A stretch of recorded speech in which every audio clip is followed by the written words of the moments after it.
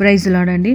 ఈరోజు దేవాది దేవుడు మనకు అందిస్తున్న వాగ్దానము యోబు 34:11. నరుల క్రియలకు తగినట్టుగా ఫలం ఆయన వారికి ఇచ్చును, అందరికీ వారి వారి మార్గములను బట్టి వారికి ఫలం ఇచ్చును. దేవుడు మహిమనొందును గాక. ఇక్కడ నరులకు తగినట్టుగా ఫలం ఇచ్చునంట. మరి నరులకు తగినట్టుగా నడుచుకునే దేవుడా ఆయన అంటే కాదు.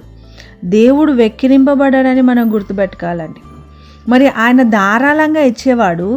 ఆయన వారికిచ్చును అన్న మాట ప్రకారం మనం చూస్తే సమృద్ధినిచ్చేవాడు, కృపను అనుగ్రహించేవాడు, కీడైనా మేలైనా ఆయనకు తెలియకుండా మనల్ని తాకదని గమనించగలిగితే మరి మనుషుల యొక్క మార్గం అంటే ఇరుకు మార్గంలో నడిచే వారికి దీవెనలు, విశాల మార్గం అందు నడిచే వారికి వేదనలు, శ్రమలు, ఇబ్బందులు ఖచ్చితంగా ఉంటాయి. ఎందుకంటే ఆయన ఆకర్షించే దేవుడు. నేను ఎవరిని హెచ్చించేదనో వారిని హెచ్చించేది, ఎవరిని ఆకర్షించేదనో వారిని ఎవరిని కృపతో నింపుదునో వారిని కృపతో నింపుదునో అన్న దేవుని మహిమపరచడానికి పిలువబడిన వారు.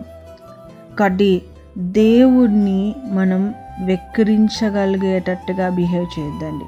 ఎందుకంటే యోబు 34:10 అంటాడు, సర్వశక్తిమంతుడు దుష్కారం చేయట అసంభవం. నువ్వు శోధించబడినప్పుడు నువ్వు ఎందుకు చేసినావు దేవా అని అనాల్సిన అవసరత లేదు. నీ క్రియలను బట్టి అపవాది చేత శోధింపబడటకు ఈడ్వబడతావు.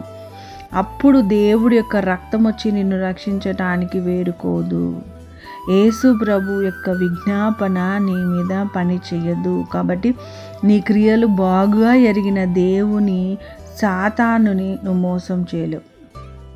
అంటే దేవాది దేవుడు మనకు మధ్యవర్తిగా ఆయన యొక్క విజ్ఞాపన మన తండ్రి చేత మొరపెట్టి నెరవేర్చబడాలి అంటే నువ్వు ఖచ్చితంగా వాక్యానుసారంగా జీవించాల్సిందే. అప్పుడే నీకు అర్హత, అప్పుడే నీకు యోగ్యత, అప్పుడే అపవాదికి నీ మీద అధికారం చెల్లదు.